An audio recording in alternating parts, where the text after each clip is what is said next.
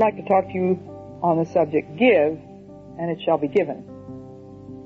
We're familiar with Jesus' words, ask, and you shall receive, and that is sort of a beginner's lesson.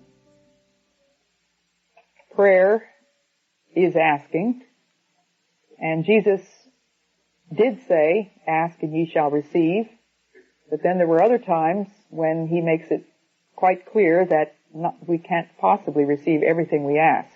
He didn't. Paul didn't. Remember, Paul asked the Lord 3 times to take away that thorn or that sharp pain, and it was not taken away.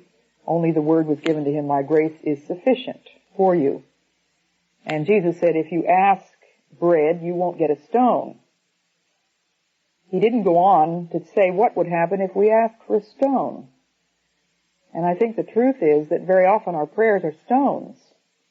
And God is not going to give us those prayers, those stones. We think it's bread. It's something that looks to us like bread, but God knows it's a stone. And it'll choke us. And so there's a deadlock, because he will not give us anything but bread, and we are insisting that we want stones. But then there's a much more advanced lesson in the spiritual life, more advanced than ask and it shall be given, and that is give and it shall be given. Pressed down, running over. And this follows along with what we were talking about this morning, the life of the cross, the sign of the cross in our lives. The message of the cross is self-giving love. It was there that Jesus Christ laid down his life, and he said, no man takes it from me. I lay it down of myself. He poured out his soul unto death, it says in Isaiah 53.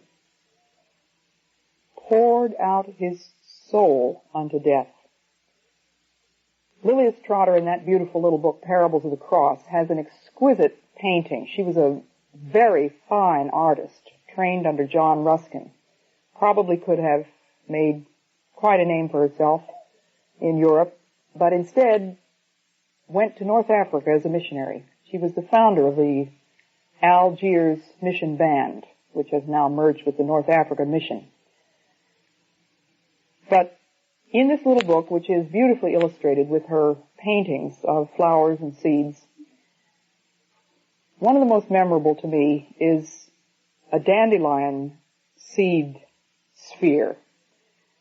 This beautiful, delicate, feathery sphere of seeds. And she has inscribed around that sphere in a sort of a halo the words, I'm ready to be offered. And the dandelion holds up that beautiful little sphere of seeds. And they are so delicately attached that the tiniest wind can blow them away. Who of us as a child hasn't picked one of those and blown those seeds away? And the breath of God can blow us away if we are ready to be offered. But the beauty of all of those illustrations from nature is the serenity, the peacefulness with which each cycle goes into effect. I think of that when I think of aging. I think how little serenity most of us have at the idea of our rapidly multiplying birthdays. And there's something that really does happen when you pass the age of 50, I discovered. There's something suddenly accelerated about this aging process. I can look at women now anywhere from 25 to 45, and I'm so old now that I can't tell the difference. 40-year-old women look so terribly young to me. I could guess them to be 25. But I have a hunch that I can be pretty sure when I'm looking at a woman who's over 50. And I look in the mirror myself in the mornings, and I'm just aghast at the chaos and destruction, that hymn, change and decay, and all around I see. O thou who changest not, abide with me. And I'm thinking about doing a little birthday booklet to go along with that series of booklets back there, because I do think that we have allowed the world around us to squeeze us into its own mold, and we make all these foolish jokes about birthdays and how they don't count anymore, and I'm 39 and holding, and we women are so really silly about not wanting to admit how old we are, as if we could possibly kid anybody. You know, who do we think we're kidding? We're not kidding anybody but ourselves if we don't tell anybody, because the chances are they're probably going to guess you to be 10 years older than you are, so you might as well tell them. However, my husband has forbidden me to tell you exactly how old I am, but I could tell you how old Marge Peterson is. You know we graduated in the same class, darling. You can't forbid me for that. But I won't. You can guess. Anyway, the point is, these are divinely appointed rhythms in nature, divinely appointed cycles. And after all, as Christians, the Bible tells me that the path of the just is as a shining light that shines more and more unto the perfect day. And I would hope and pray that God will enable me to approach death as peacefully, as gracefully, as gladly as the oak tree, or the rock maple, or the dandelion, relinquishing step by step whatever it is in God's plan for me to relinquish next. And one thing after another happens. We gradually relinquish our powers. I look at my mother now, she's 83 years old, and it's very sad to me, in a way, to see her losing her memory and to see her losing the tremendous energy she had. I've never known anybody that was more energetic. She's still very slim. She still drives her own car. She still lives in her own apartment, does her own cooking, and she comes over to our house, but every once in a while she'll say, "How did I get here? Which route did I come by?" And Lars and I tell her, "Well, such and such," and then she'll say, "Well, how do I get home?" And we'll say, "Well, just the same way you got here." "Well, how did I come?" And we just don't know when we're going to get a call from the police saying we've got an old lady down here that doesn't know where she is. She still seems to be an excellent driver. Her reflexes are so automatic. She's been driving, let me see, how many years? Something like 65, no, not 65 years. She wasn't 8 years old, no. Yeah, about 65 years. She was one of the very first woman drivers in Pennsylvania, in Philadelphia. And it would make me very sad to see that if I didn't realize that she is a Christian. She's headed where she wants to go. And this is part of the process of being human, and it is appointed unto men once to die. And so we have to learn to give, to relinquish, to open our hands. We give up our children. We give up control over them. We give up one thing after another gradually. We talked about maturity being the measure of our self-giving. And the more mature we become, the more gracefully we should be able to give ourselves. Sexual maturity simply means the ability to reproduce. Spiritual maturity means the same thing. The ability to reproduce life in somebody else. And until we've learned to give ourselves, we cannot possibly produce life in anybody else. And God saw to it that a human being does not become sexually mature until he is capable of thinking about somebody besides himself. And we all see in the little child a totally egocentric human being. It's me, me, me, what I want, and nobody else matters. And the job of a mother is to try to civilize that child and teach him to think about somebody else than himself, to say please and thank you for a start, and then to begin to be more and more unselfish. And if I may be forgiven for mentioning my little grandson again, when he was visiting us this summer in Massachusetts, he and I were walking down the street, and I said, "Walter, tell me what you want more than anything else in the world. And I expected him to say a diesel tractor or something like that. He's absolutely fanatical about cars and trucks and tractors and things like that, and particularly heavy equipment. He said to me once, he said, Elizabeth may play with my cars, but she may not play with my equipment. But when I said, what do you want more than anything else in the world, he thought for a minute. He kept walking. He finally looked up at me and said, Granny, what I want more than anything in the world is to be a good brother. Now, can you imagine a 5-year-old? I say that God has his hand on that little boy.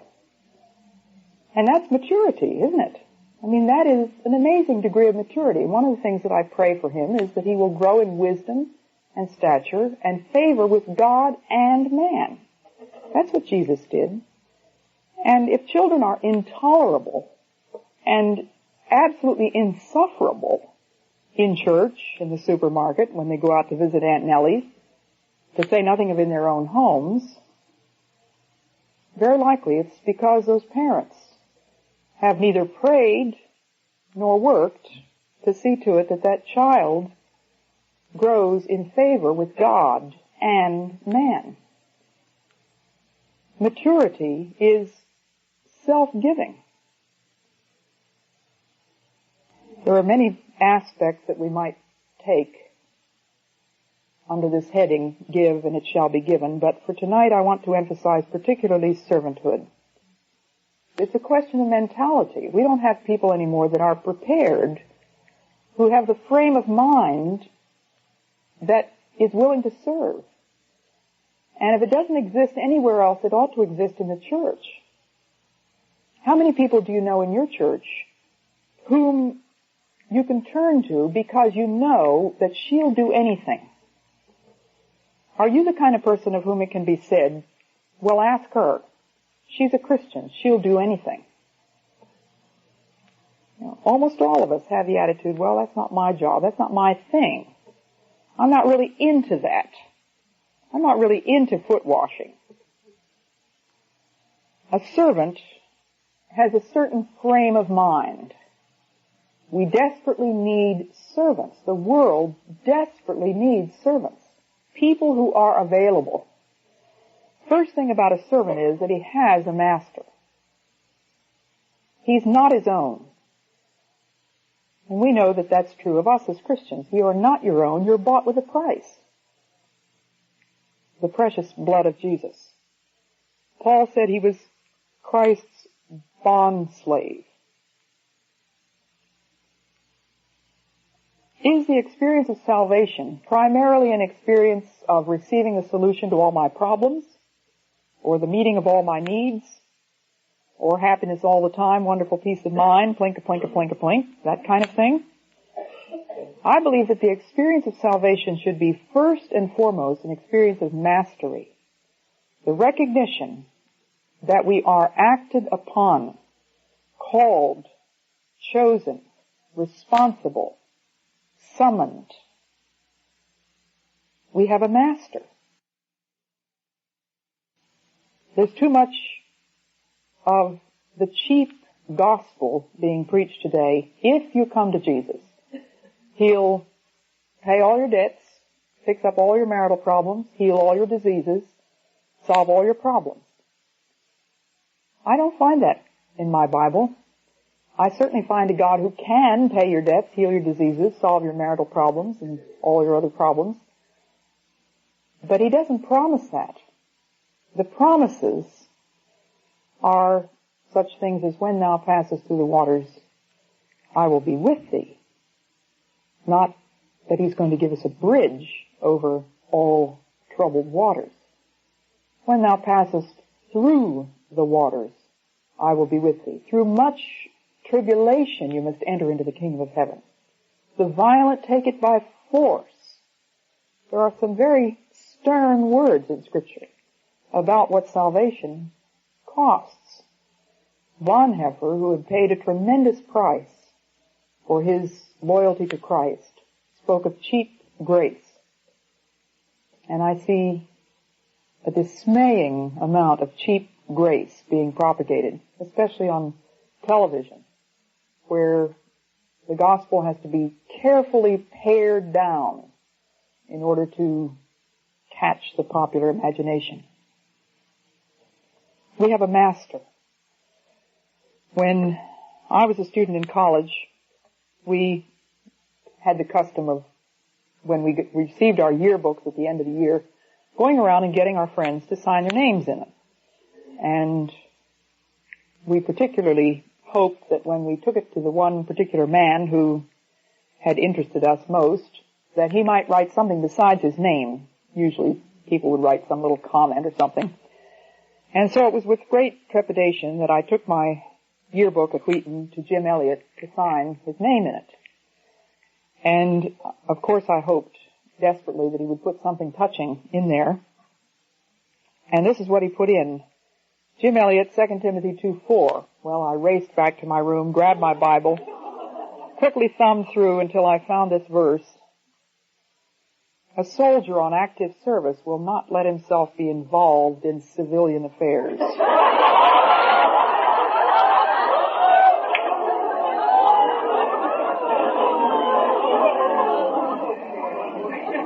I'm not finished. He must be wholly at his commanding officer's disposal. Now that told me what Jim Elliot was like. I had some students asking me yesterday how you can develop a friendship with a girl in order to find out whether or not she might be a prospective wife unless you've had some kind of an intimate relationship with her.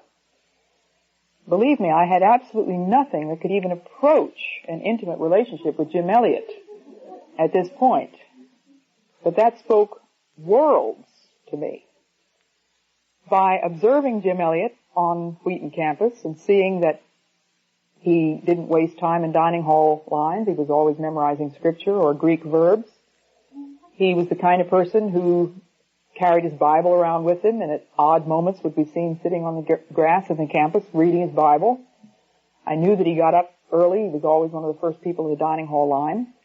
All of those things I ticked off in my mind. That's the kind of a man I'm looking for.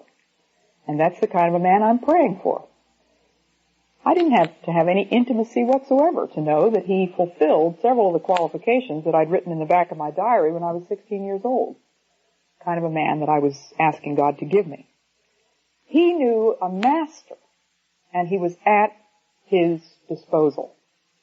So he wasn't going to get involved in civilian affairs. In fact, he had determined when he started Wheaton that he was going to get 2 degrees, a BA, which is a Bachelor of Arts, a degree that Wheaton College was qualified to confer, but also an AUG that no college in the world is qualified to confer, and approved unto God. He got that out of Paul's epistle to Timothy.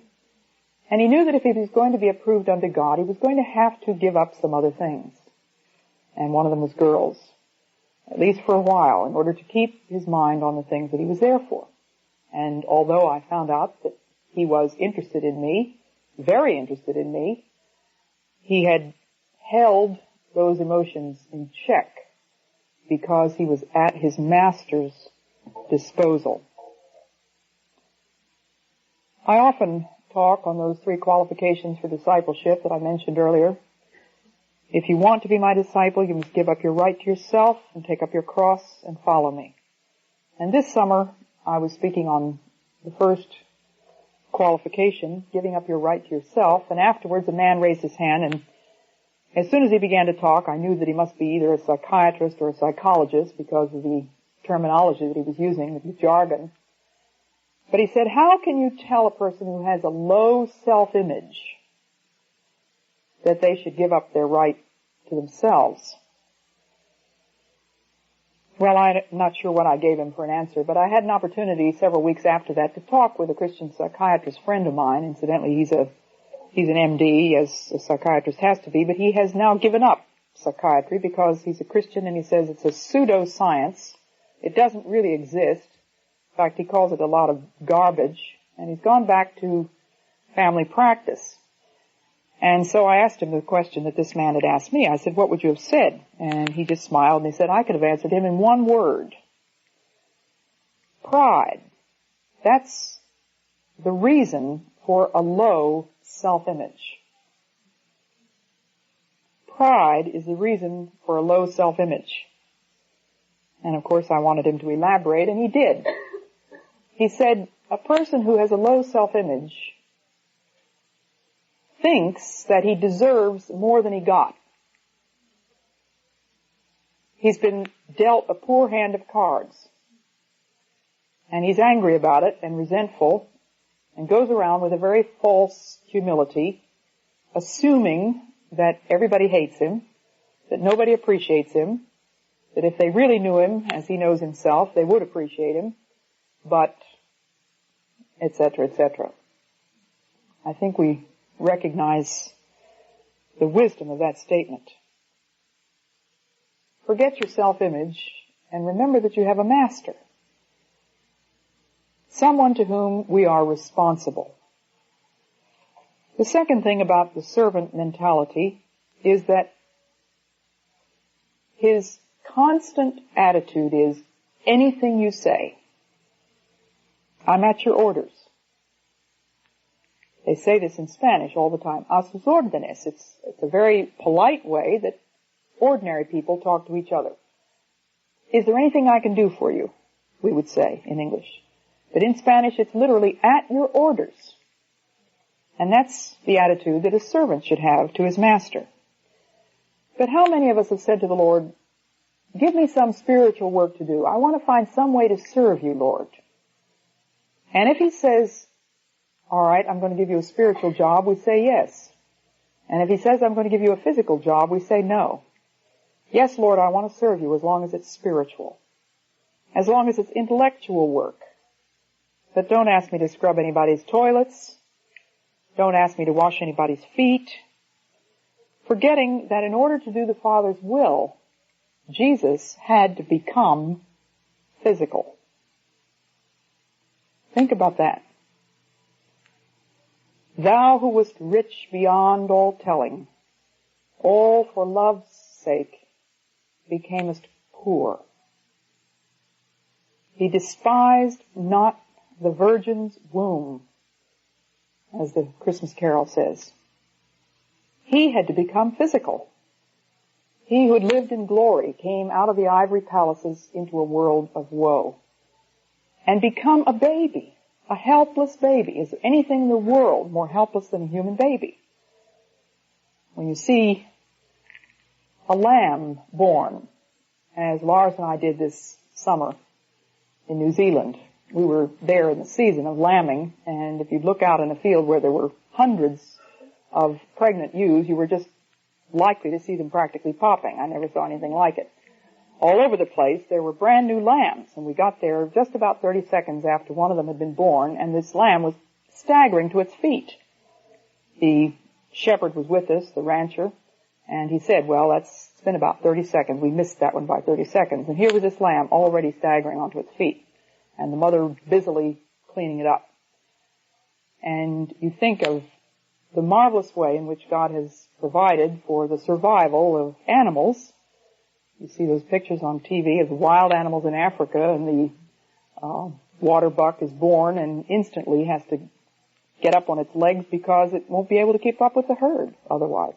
And a human baby is totally helpless and stays that way for months, years. Jesus became physical. A lady said to me not very long ago, I never asked God to make me a servant because I was afraid he might do it. She said, I really don't think I could do physical work. It's not my thing. A servant never dictates the terms on which he will serve. This is still under point 2 if you're taking notes. Number 1, he has a master. Number 2, he says, anything you say, Lord. We are not in a position to choose. We are not in a bargaining position. We've already made the choice that he is our master. And so it's anything you say, Lord. And if you're tempted to be bitter and resentful about the lot that God has chosen for you, or the particular set of kids that you got, or the husband that you're stuck with, or that awful person at work that you have to work with, and you feel resentful and as though you've been dealt a poor hand of cards, just remember that God gives us gifts out of His magnificently varied grace for the sake of the body, in order that we may give something special, so that you may give something to me that I don't have, and so that I can give something to you that you don't have. How easy it is to look at certain gifts and think of them as being particularly well suited to the glory of God. But what nonsense. Because after all, God is the giver. Every good gift and every perfect gift is from above and comes down from the Father of lights. And He knows exactly what is needed. And so He gives you the gifts which are appropriate to the job that He wants you to do. And why does He give me the gift of writing? Is it for myself? I can assure you I've never written a line just for myself. It's for the sake of the body. Why does God give Cindy and Mary the gift of a beautiful voice? It's not so they can sing only in the shower. Maybe they sing in the shower, but that's not all it's for. It's for the sake of the body. I had an invitation a year or so ago from a certain group of women who asked me if I would come and speak to their convention, and I wrote back and accepted. And then I got a second letter asking me if I possessed a particular gift of the Spirit. And there was an apology in the last paragraph saying I should have asked this question first. We need to know this because the rules of our organization are that we are not allowed to have speakers who do not possess this particular gift. And so I wrote back and said that among the gifts which God had given me was this gift didn't happen to be on the list. And so I would have to decline their invitation. If they wanted to discuss the matter with me, of course I would have said that it seems to me reasonable to expect that God will give us the gifts which are appropriate to the job He wants us to do. And if there is some other job that God wants to give me, then I expect that He will give me another gift, whatever is necessary at the time. But for the present, I receive with thanksgiving the gifts that God has given me, and then I'm supposed to give. I offer them back to Him for the sake of the body. I offer them to anybody else for whom they may be useful. Give, and it shall be given unto you. Third thing is that the servant lives for the master. 2 Corinthians 5, verses 14 to 17. For the love of Christ leaves us no choice. When once we have reached the conclusion that one man died for all, and therefore all mankind has died, His purpose in dying for all was that men, while still in life, should cease to live for themselves, and should live for Him who for their sake died and was raised to life. With us, therefore, worldly standards have ceased to count in our estimate of any man. Even if once they counted in our understanding of Christ, they do so now no longer. When anyone is united to Christ, there is a new world. The old order has gone, and a new order has already begun. And the footnote in my Bible for that new world says, a new act of creation. When anyone is united to Christ, there is a new act of creation. I love that. God is creating something new in me because I am in Christ. And He is the Creator forever, isn't He?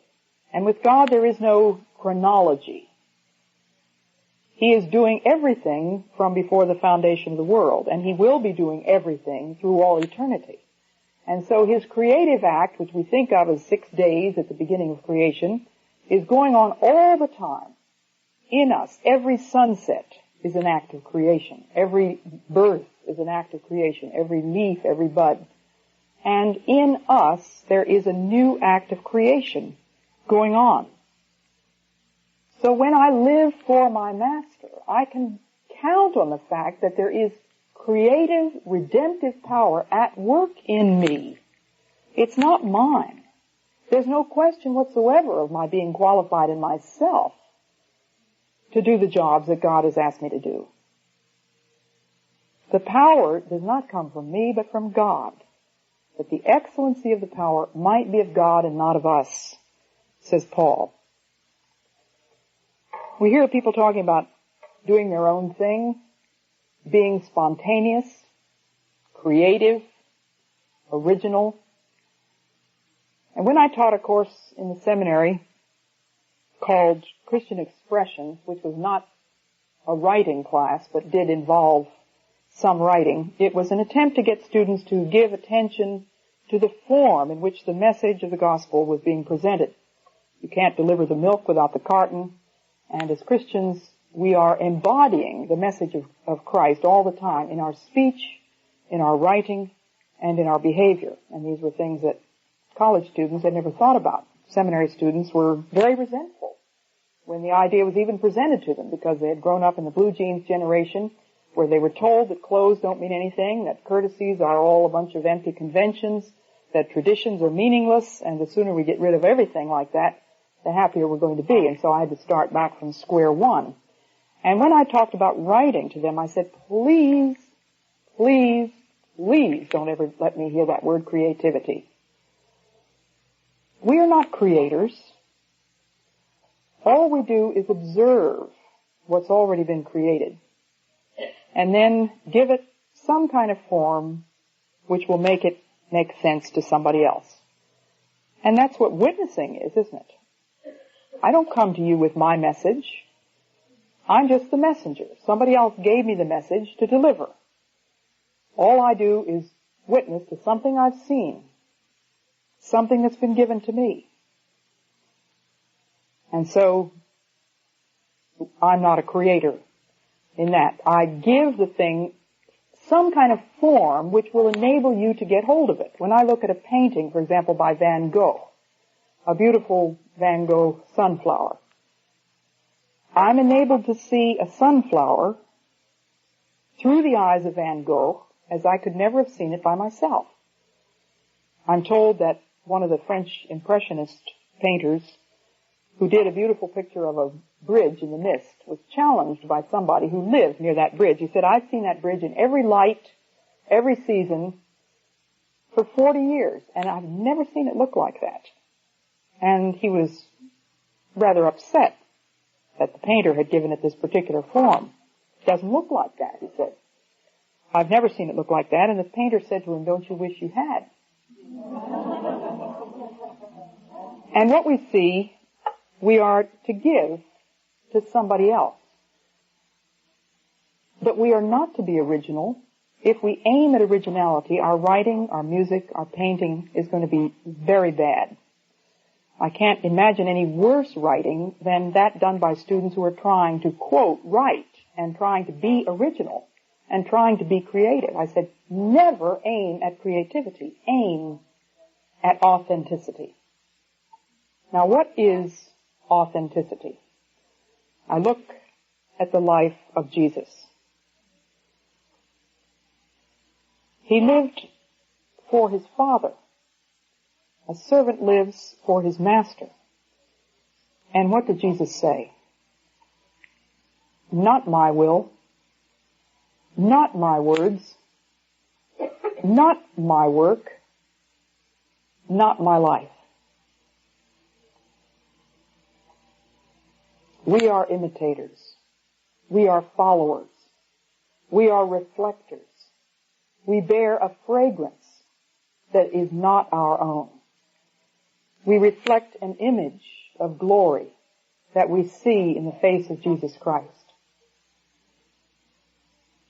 I'm to live for my Master. And so, like him, my watchword is not my will, not my words, not my work, not my life. Nevertheless I live, yet not I, but Christ liveth in me. It is a new order, a whole new act of creation. What would happen in your office, in your kitchen, in your schoolroom, in your church, if you really lived this way?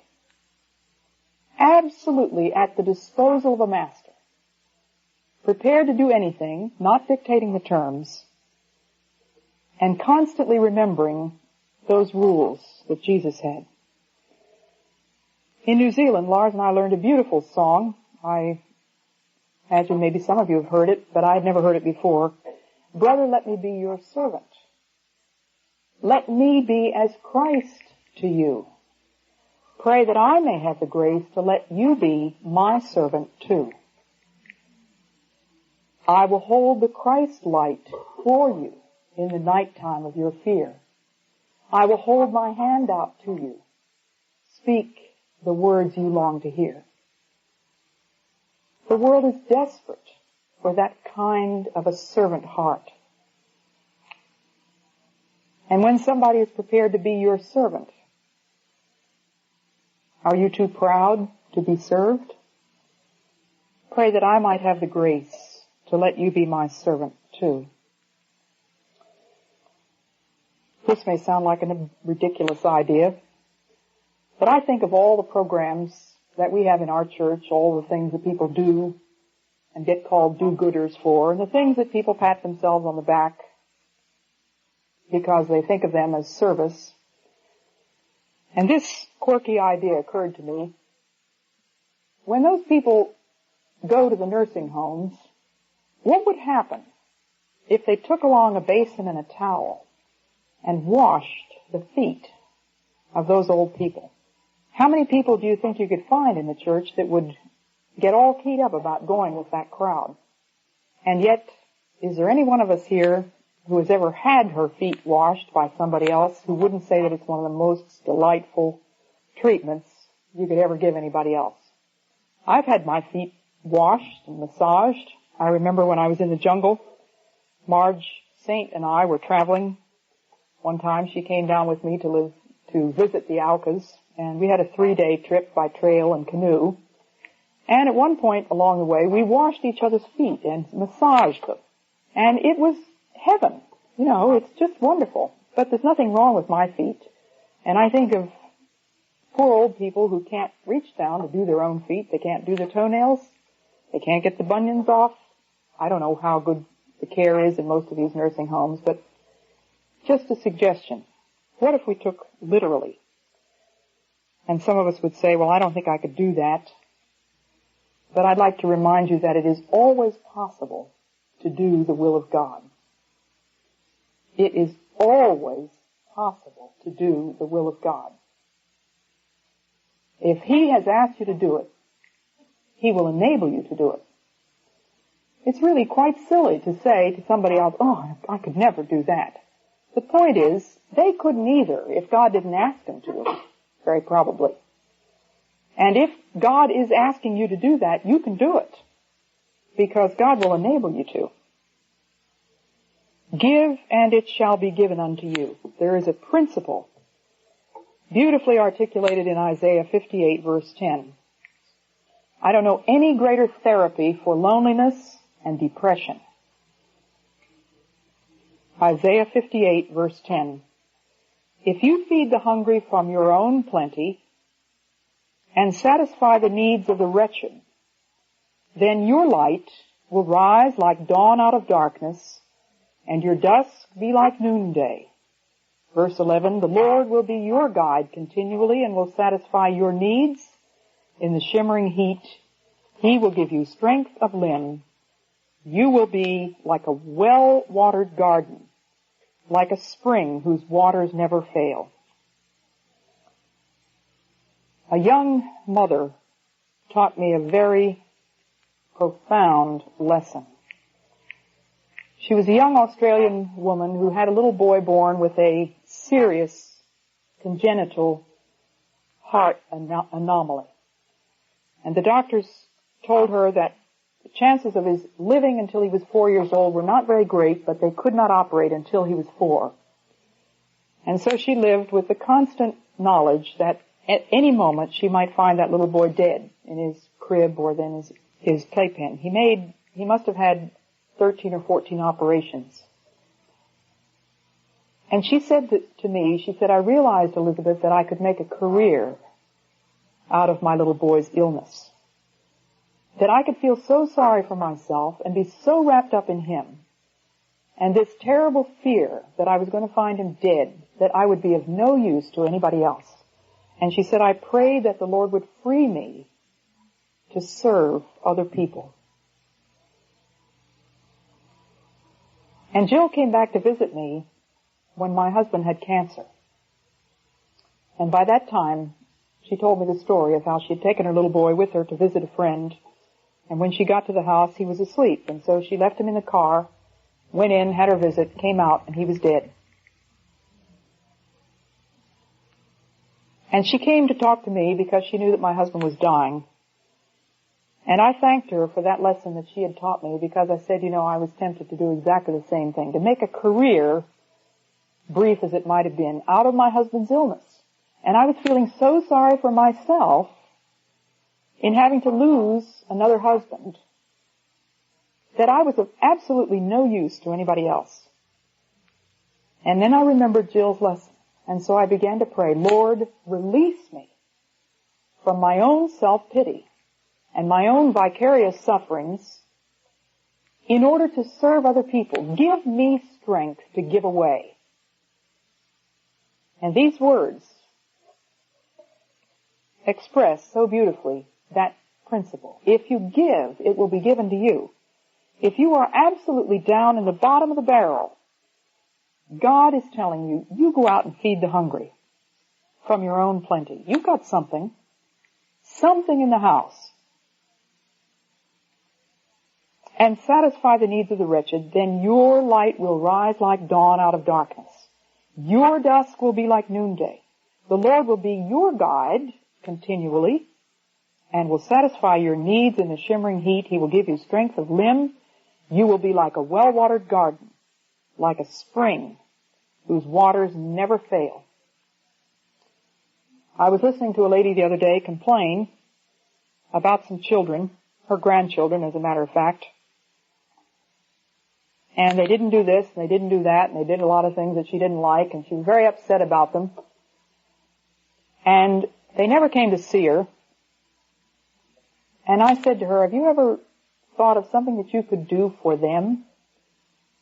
It's really difficult for me to imagine a grandmother not being able to think of anything that she could do for her grandchildren, but this particular grandmother didn't seem to be able to think of a thing. Everything about them was just irritating and upsetting to her. And she said, no, I can't think of anything. Can you? And I said, well, why don't you ask the Lord? I think He could give you some ideas. But I feel so strongly that this principle works. It illustrates what Jesus was talking about when He said, give and it shall be given unto you, pressed down and running over, full measure, shaken together. A servant has a master. He says, anything you say, Lord. He lives for the master. And He gives in order that it shall be given to Him, along the lines of Isaiah 58:10. Would you like to be like a watered garden? Would you like to be like a tree planted by the rivers of water, whose fruit will not fail? Would you like to be mature enough to reproduce spiritual life in other people? May God make us true servants, and may He give us the grace to let others be our servants too. God bless you.